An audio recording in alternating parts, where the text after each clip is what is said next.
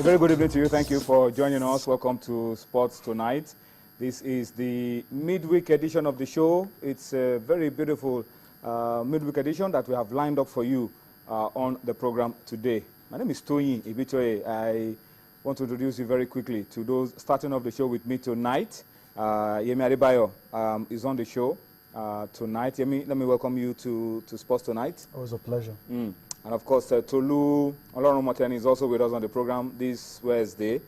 Tolu, good to have you on the show. Thank you very much, man. Yeah, all right. Once again, we like to welcome you in the spirit of the season and also promise you that for the next 43 minutes that we'll be bringing Sports Tonight to you this midweek, we have put a lot into it in the spirit of this season. It's like, you know, we have to give you plenty of gifts.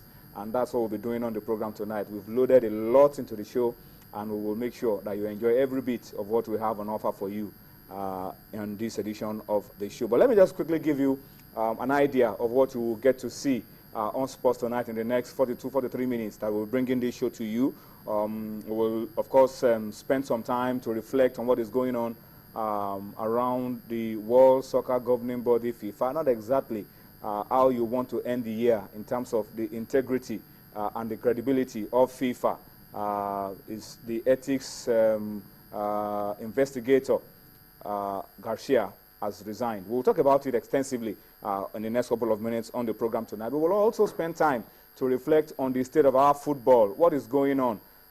If you have read the papers today, there's a lot of story about Keshi. Is he in? Is he out? A whole lot of stories, and we are not comfortable with this kind of stories. We really need to know where we are going in terms of our national team football. But then the Nigerian Football Federation also announced to us that there will be friendly games. We'll talk about it as well on the program tonight. We will also be going to Abuja, Nigeria's Olympic team, the dream team, or the Olympic team, under 23 team, as people want us to call them, are in Abuja, still intensifying preparations for the All Africa Games qualifier and for the Olympic Games qualifier. So we'll be going to Abuja. Ayo, who has been our eyes in Abuja, Ayo Lubidak will be talking to us about the Olympic team, and he will also be talking to us about the Golden Eaglets, because they have also opened camp ahead of the African Cadet Championship that will be taking place in Niger early next year.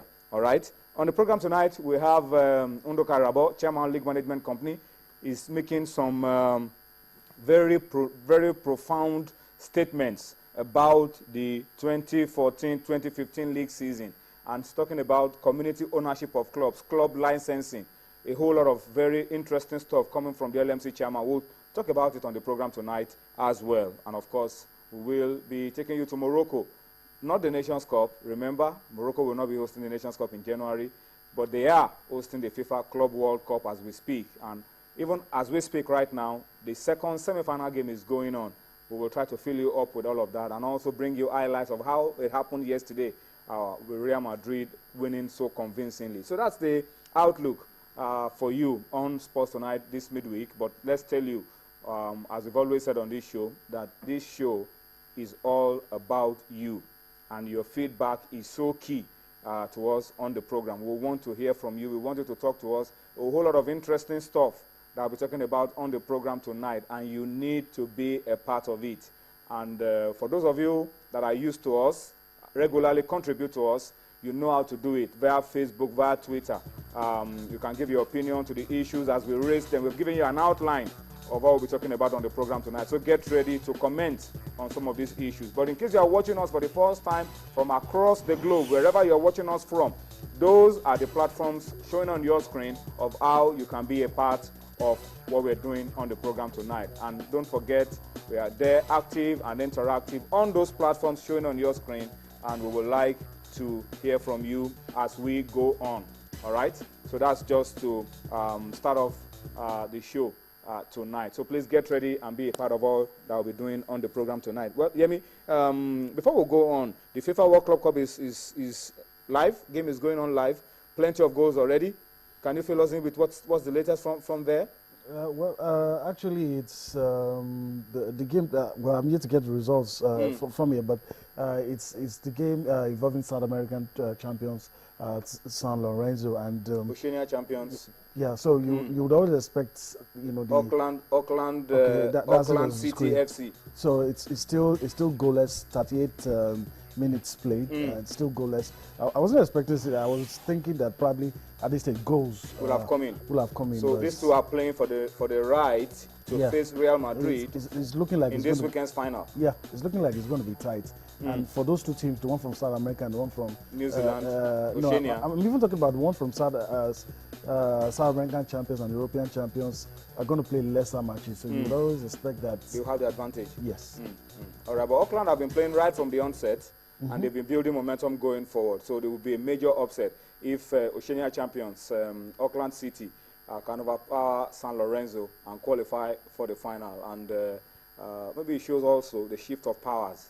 If a team from Oceania can go all the way into the final. Remember, an African team has played up to the final before. Yeah, TP Mazembe. But since then, Casablanca also played in the final last year. Yeah. They lost, yes. And they lost to Bayern Munich. Yeah. Because I believe they showed them too much respect. Yes. That affected their play last year.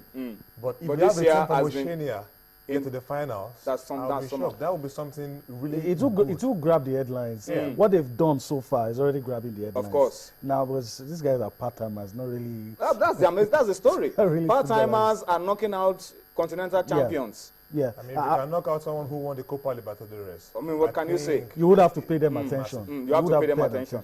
Yeah, I remember that in 2010, New Zealand got to the final of the World Cup. They didn't lose a game, remember. So maybe we should begin to really look at the quality of football being played in Oceania. And I think it's also a wake-up call for us in Africa.